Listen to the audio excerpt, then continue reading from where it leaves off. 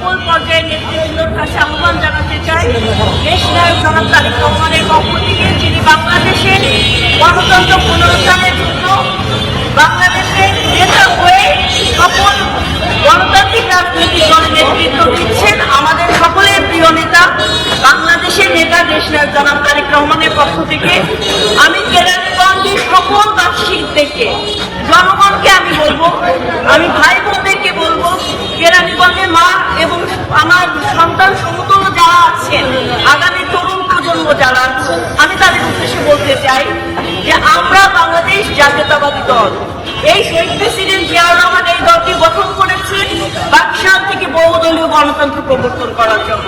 তিনি সেটাই করেছিলেন। স্বৈরাচার ফ্যাসিস্ট সরকারের হাত থেকে একদলীয় শাসন ব্যবস্থা থেকে তিনি বহুদলীয় গণতন্ত্র প্রবর্তন করেছেন। আজকে এই বাংলাদেশে গণতন্ত্র পুনরুদ্ধার করতে যে আজকে শহীদ প্রেসিডেন্ট জিয়াউর রহমানকে শহীদে মৃত্যুবরণ করতে হয়, ষড়যন্ত্রকারীদের হাতে তাকে শহীদে মৃত্যুবরণ করতে হয়।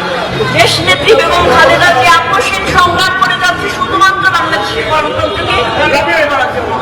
আমি কেরানীগঞ্জ সহ সারা বাংলাদেশের সকল পর্যায়ে বিএনপি নেতৃবৃন্দ এবং প্রতিটি গণতান্ত্রিক মনা ভাই ও বোনদের উদ্দেশ্যে বলতে চাই, আমাদেরকে সবাইকে ঐক্যবদ্ধ হতে হবে। যেমন আপনারা গত 7 জানুয়ারি আমি দামি স্বামী নির্বাচন বর্জন করেছেন, আপনারা ভোট প্রয়োগ করেন নাই, পরিবারকে সময় দিয়েছেন, ঠিক একইভাবে এই প্রহসনের উপজেলা নির্বাচন আপনাদেরকে বর্জন করতে হবে। কারণ এই অবৈধ সরকার, এই হাসিনা সরকারের অধীনে কোনো সুষ্ঠু নির্বাচন হতে পারে না। এটা এখন পাগলেও কিন্তু এই বিষয়টা বিশ্বাস করে। সেই জায়গা থেকে আমাদেরকে আওয়াজ তুলতে হবে।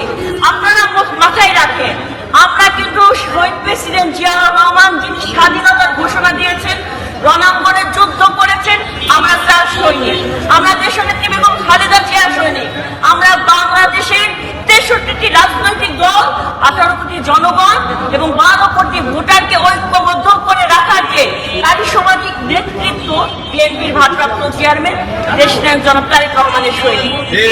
আমরা জীবন মৃত্যুকে ভয় করি না।